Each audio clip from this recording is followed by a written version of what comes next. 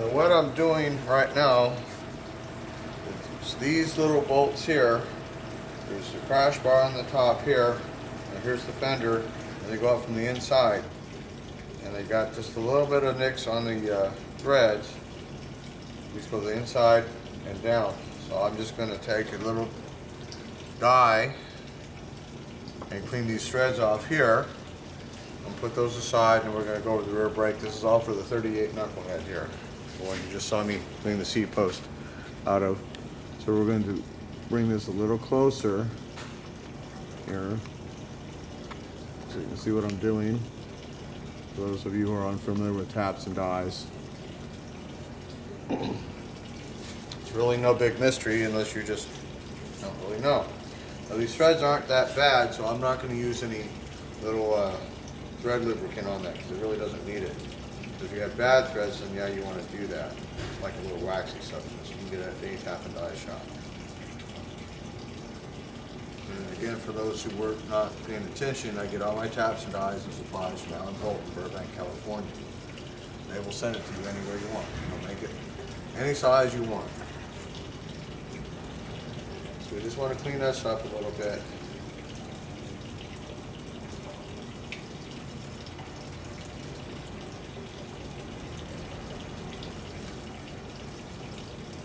Now here's the magic. Your dye will not remove material unless the material is no good. It's not going to remove material from something where the threads are not messed up on. You should be able to spin this by hand.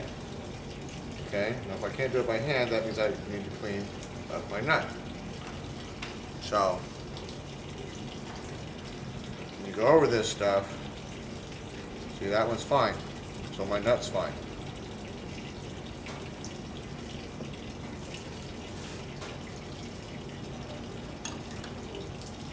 You need to make sure all your threads are good.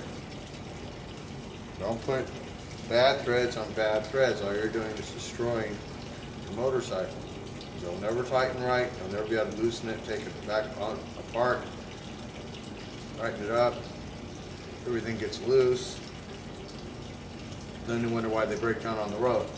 Well, how about ride it with, properly adjusted nuts and bolts and lock washers?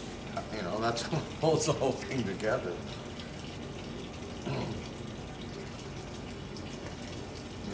It's not brain science, guys. It's not rocket science. It's not PhDism. It's real simple. You'd be amazed how many guys just won't take the time to do something this simple when they reassemble their bikes. Always double check your threads before you go over it and try to reassemble it. See, this one likes this one here. That happens. This nut likes this bolt, and this nut likes that bolt. So if you have a stud or a bolt, try dyeing that first before you tap. And switch them around a little bit. Okay, so this again is for the inside of the fender, where the crash bar goes and all the little seat springy things go. We're going to put that back on the 38 in a little bit. Right now, I'm just going to put this aside, and we're going to go over this rear brake right here.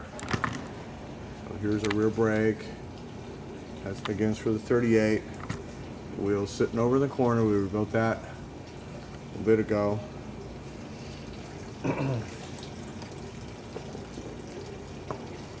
So, we're going to take this here.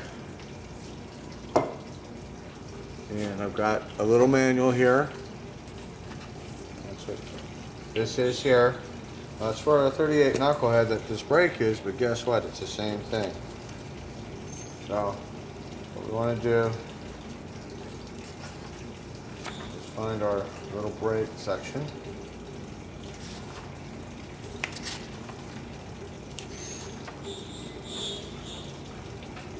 It's in here somewhere. There should be an explosion of the rear brake. Usually is. There's the front brake. There's the rear brake.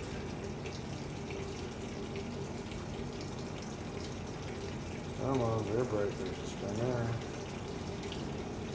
Yeah. This one forks.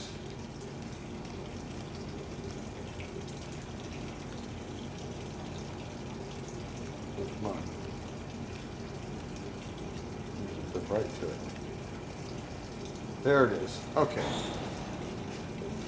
Yeah. Super important.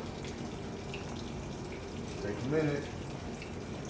Get your book out, your parts book, your manual. Have the Harley Davidson book. Don't have a reproduction. Spend the money. They're available. Can't be had. Well, this is crucial because you're going to forget where this lone spring goes, and you're going to forget where these little springies go, and you're going to put them on the wrong side, and then your wheel's going to go squeak, squeak, squeak, squeak, which is unforgivable because it's absolutely avoidable. Squeaky wheels should never happen. This is not about the squeaky wheel gets the grease either. This is about assembling your motorcycle properly. So, should have all our pieces. There we go. This is here. This is here. That goes yay. So, okay. No.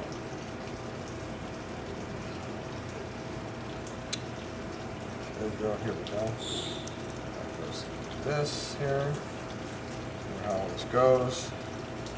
Now,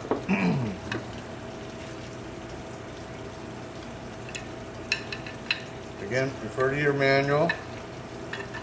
It's a puzzle. But your manual will always tell you which goes where, what goes where. This here, as I stated, had never ever been apart. If it had, it would have just fallen apart in my hands. And that's not the case. It would not do that. This obviously goes over here. Obviously goes here. It's a puzzle.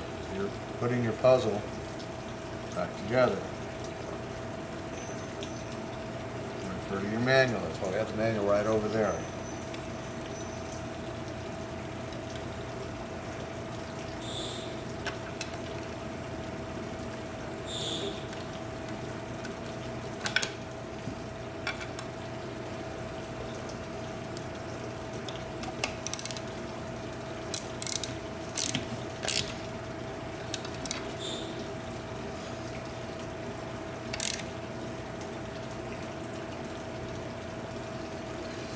Now some of you guys are going, how can it be new old stock if it don't look new? Well, because they came out with this brake in 1937. How long is it sitting on the shelf, deteriorating under what conditions? Before it got stuck on the bike. New old stock means it had never been actually put on a motorcycle, in this particular case, until it went on that bike. I'm calling it new old stock when it was mounted on that motorcycle, not when I got it out of the box. I did not get it out of the box. So, now we have a little grease gun here. What we're going to do, make sure our zert fitting is good.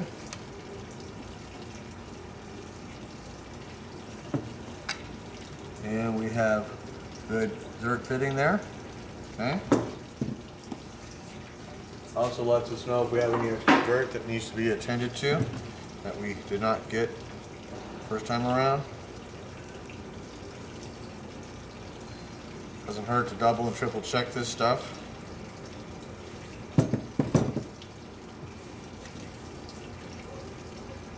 Now, this is the magic washer. If you do not have this little washer, your brakes chatter. Chattering brakes are either out of round drum, unarched brake shoes, or missing washer. It's usually this washer. Chattering brakes should never ever happen. That's a death. You will die. So unless you want to die for being stupid, always make sure your washer goes in place. You'd be amazed how many fools out there can't remember to put the washer in. So when we did the brake for the 56, if you go back through the videos, I yelled at Duncan because he left it out on the supposedly rear brake, rebuilt rear brake that he did not rebuild for the 46 Knucklehead. Okay, so this is a man who should know, who does know, who's been around longer than me, which means it was obviously done on purpose. So it's called stealing when you know better and you do things improperly and you charge a lot of money for it. That's called theft. There's no excuse for it. It should never be done. And that's why we're making these videos, so all you guys who don't know can learn. This goes to the outside. Make sure it goes to the outside. No excuse for that. Put a little grease there. Okay? Set it down right there. And before we put our brake shoes on, we're going to put this on here. Let me get a little piece of paper towel.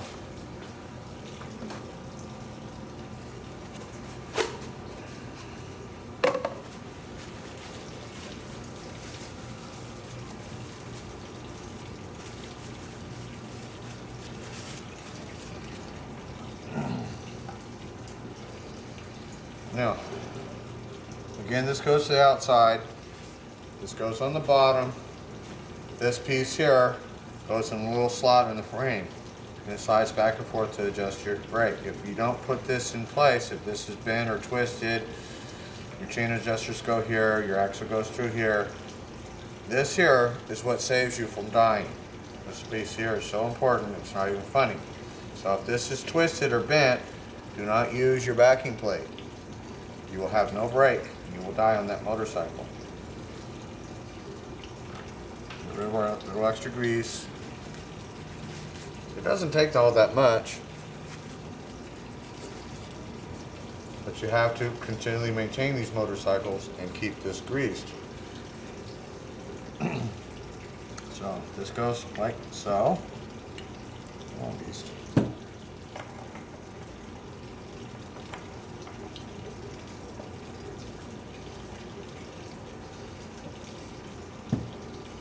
Again, double check outside with an arrow. See the wear marks here in the curve? This is the right angle. This piece here, head giveaway.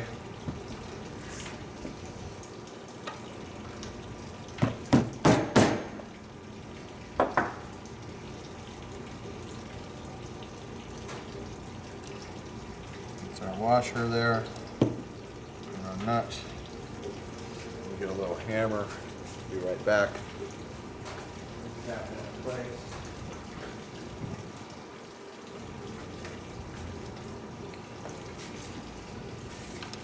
So now these are loose and they just pop on.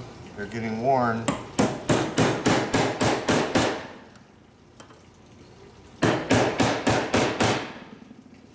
Another dead giveaway. This was new old stock. When it went together. Started to have wear there. Just double check your stuff. There's my nut. There.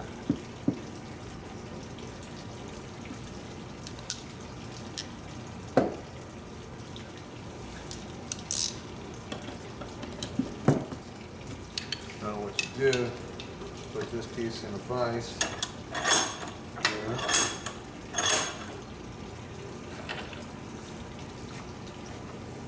Make sure you're in frame. So again, we put our little piece to the outside in the vise so I can lock this up.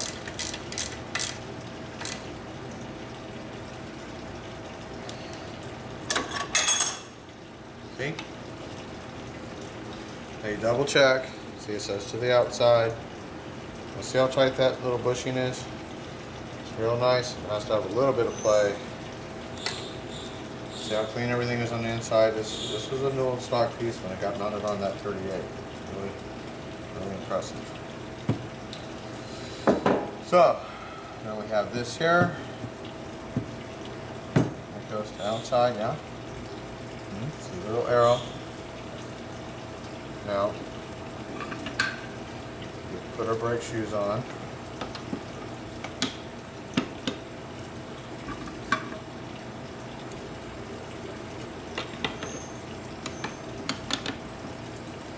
Okay, now some of you guys are going to go, well, how do I know which went this way or that way or that way or this way? Well, it doesn't really matter if I put this over here or that over here. Let me put this back over here. I think I got it out of frame again. Sorry about that. So, anyhow, let me go over that.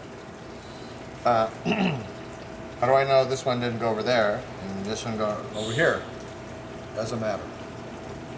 Does not matter at all. What matters is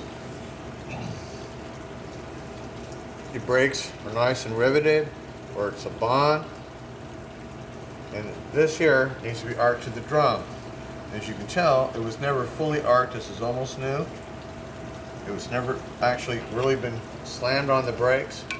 See, it's missing some of the arc. So somebody's never really truly arched this to the drum. That's Harley Davidson's fault. Because this was sold as a unit with that there.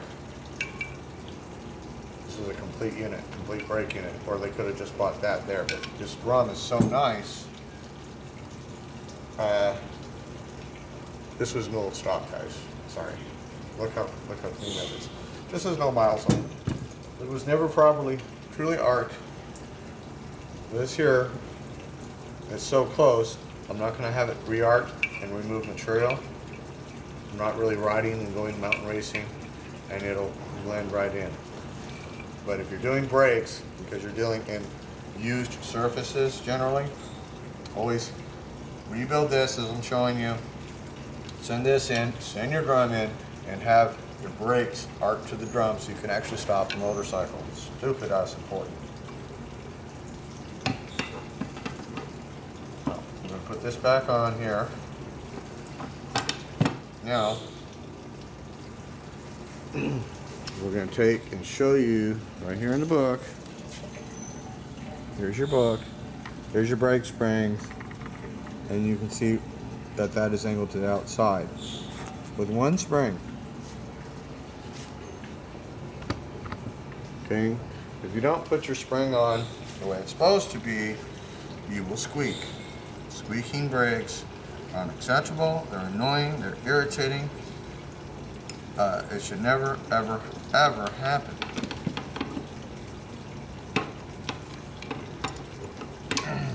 So, this is how we put our shoes on.